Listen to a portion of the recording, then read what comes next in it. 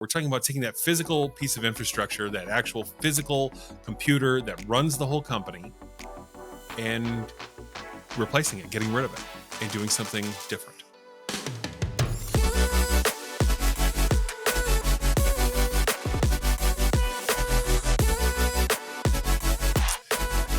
All right, Travis, we got a rousing topic for today.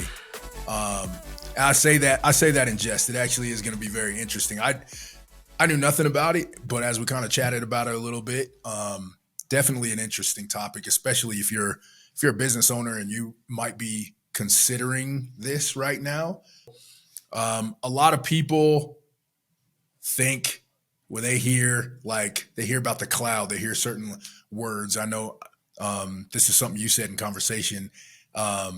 It gets us all excited and everything. Well, business owners that are thinking about going serverless and they hear, hey, cloud solutions, you can go serverless. It might get their the juices flowing, might make them feel like, hey, we can save some money. This will modernize us, whatever it is. But that's the topic we're going to talk about. So I want you to paint a picture, because you obviously know this way better than me. you were teaching this to me prior to the podcast. So paint us a picture. What is it exactly that we're talking about here? Yeah. So going serverless, everybody knows what a server is, sort of, right? Everybody's seen it. I'll say that. If you've worked in an office, there's a computer somewhere. Maybe it's on the floor. Maybe it's in a closet. Maybe it's in the ceiling. It's the server, right? That's all it is. It's usually a big computer. Maybe it's bolted to the wall or in a rack. But that's the computer that runs the company. And going serverless means taking that out, right? We don't have that anymore. So now everything's hosted on the cloud. And this is a real popular question and topic with business owners right now, because they've heard, hey, we can move to the cloud, we can go serverless, let's do it. And in a lot of cases, it's a good idea. In some cases, it's not such a good idea. But that's what we're talking about. We're talking about taking that physical piece of infrastructure, that actual physical computer that runs the whole company, and replacing it, getting rid of it, and doing something different. And so the solution for that, as we mentioned before, is usually cloud, right? If you go serverless, right, then now you're doing everything in the cloud, right? So why are businesses considering this? Why is this something that is worth talking about right now? Yeah, so there's many reasons, right? Maybe they heard about it, they think it's a more modern idea, so they're interested in that. A lot of times, the motivation might be financial. They think, man, I'm paying for this physical computer. It's expensive. Those are thousands of dollars for those servers, and you have to replace them every 7 years or so, depending on your life cycle management. And they don't like that expense. Also, there's some complexities with it. Users have to VPN into the server or use remote desktop. There's these different layers of complexity, and the way that the workflows are within your organization when you have a server that people are trying to get away from. So those are a couple major considerations. But again, they've also just been told, the cloud's where it's at, and people can go serverless. Why are we doing things the old way? That's kind of how they see it. Why are we doing it the old way? We should do it the new way. And I think that is a big motivation right there along the financial motivation for a lot of these business owners. Let's get in depth on this then. Let's ask the questions that these business owners really need to hear. When doesn't it make sense to go serverless? When is that a bad idea? Yeah, because it's not always a good idea, right? There's a lot of factors that come into this. So this is going to take a minute to digest. All right, we'll go through it kind of piece by piece. The first thing is you have to identify what's on that server. So generally speaking, most people have what's called a domain controller, right? It's some sort of directory that says these are the people who work in this company. These are the departments that they're in. These are the groups that they're a part of. Here's the printers they should have access to. Here's the files they should have access to, right? That's on a server. Often there's also line of business applications. Maybe your QuickBooks is on there. Maybe you have, or some other accounting package. Maybe you have a different software that you use every day in your business. It runs your business. and it is a ticketing system or inventory management or documentation system, or something specific to what you do, and it runs on that server, when shouldn't you abandon the server? Well, when you cannot function as a business if everything was in the cloud and you are reliant on an internet connection, and your internet connection is not reliable. That would be the first thing, the first red flag, right? Is your business is somewhere out in the sticks. You're out in the mountains. You're out in the plains. You're somewhere far away from large amounts of civilization, and therefore the infrastructure isn't reliable.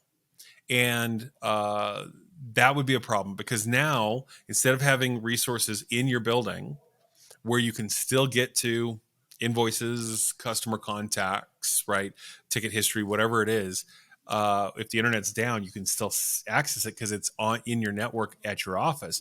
Now you can't. So the people who don't have reliable, robust internet connections, maybe we would recommend for some people having maybe dual internet connections, so they can make sure they're always able to access it. Those folks should be wary of putting everything in the cloud. Okay, that would potentially be a bad idea. The other folks where this may not make sense is where they have like a high volume of large files that they're trying to manipulate and move around the office and share between folks.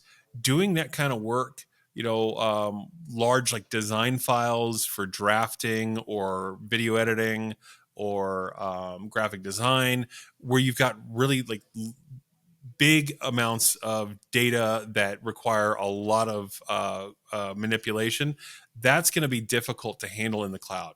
Instead of having locally on your hardware and being able to pass it around on a very, very fast local network, many times faster than your internet, you're now doing this up and down the pipe to your location. So there's a lot to consider, right? Redundancy, resiliency, speed. There's a lot of things that come into play as to whether or not your particular environment is one that would be well benefited from an all cloud option.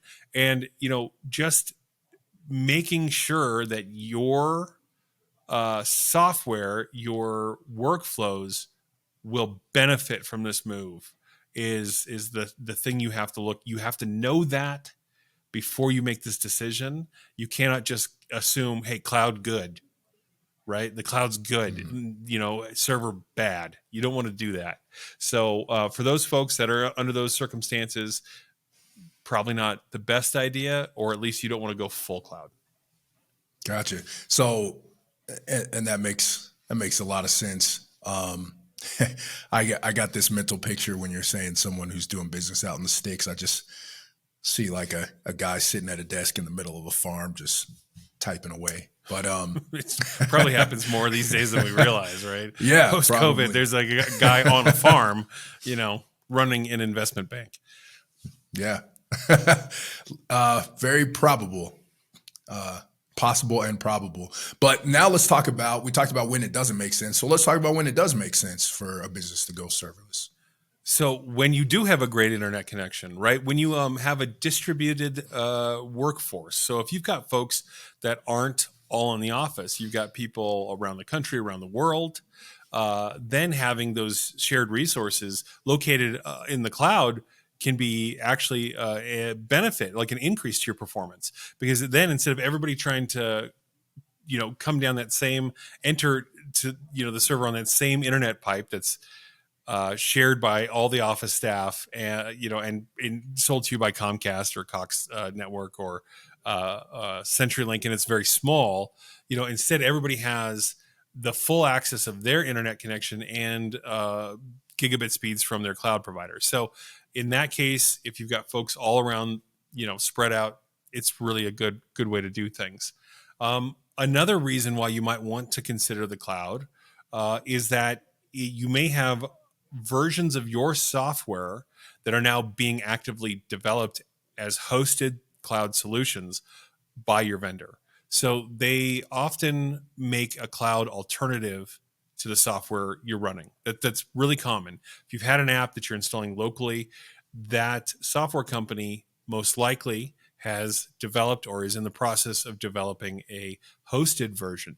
They like it, okay, because they get to charge you a monthly recurring fee for it. And they know that it's going to be easier for them to troubleshoot and maintain because they know what hardware it's running on.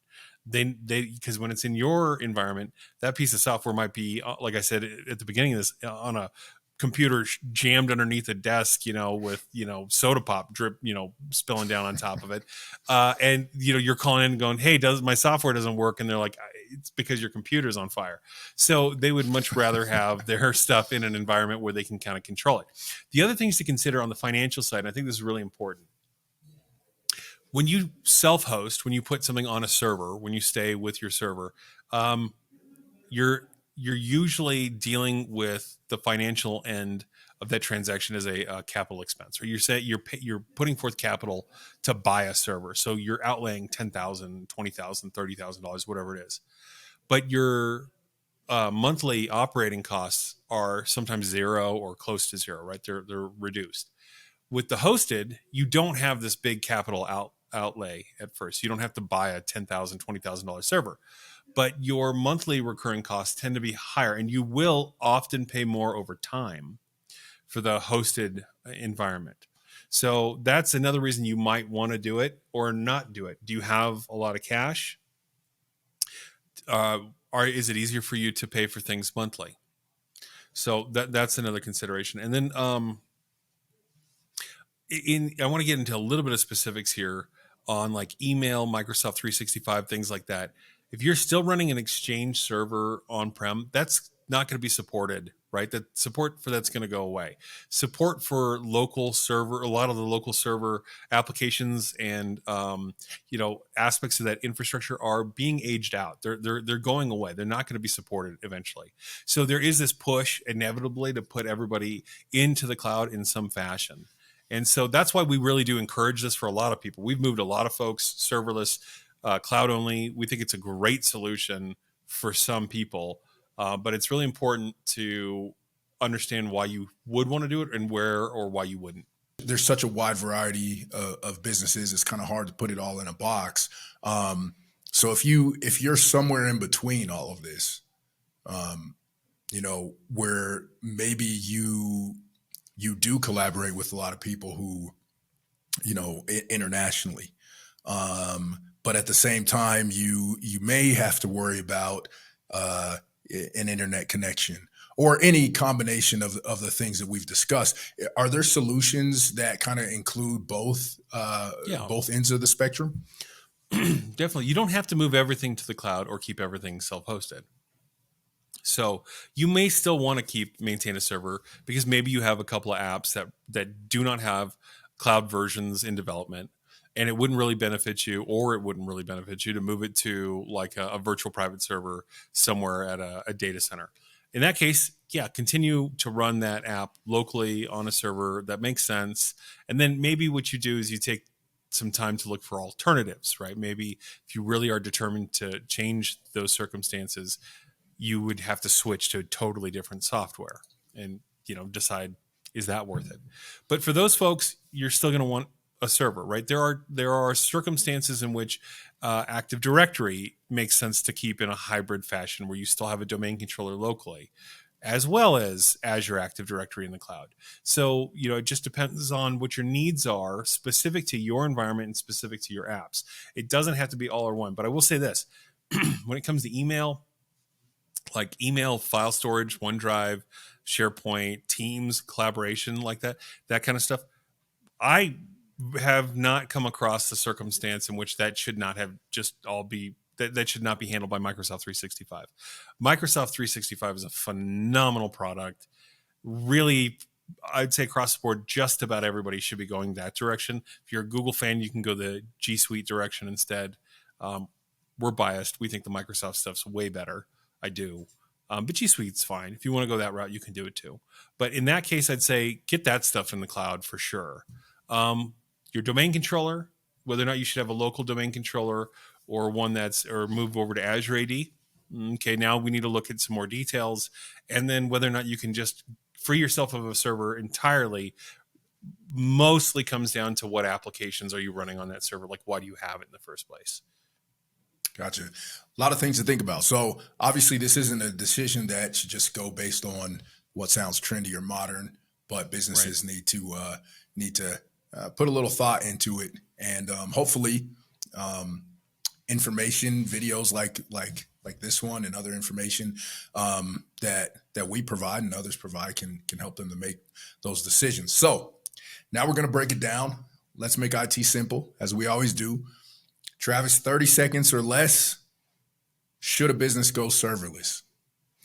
It depends. What you should do, though, is you should consult with someone who is knowledgeable on this subject. So talk to your IT provider, your MSP, or find a new one that can help you, and have them really break down the pros and cons and what you're looking at if you are going to make that decision, if you should go fully cloud or partially cloud. So I hate to give you that answer that it depends, but that really is the point. I would say talk to a professional. They'll help you navigate the answer.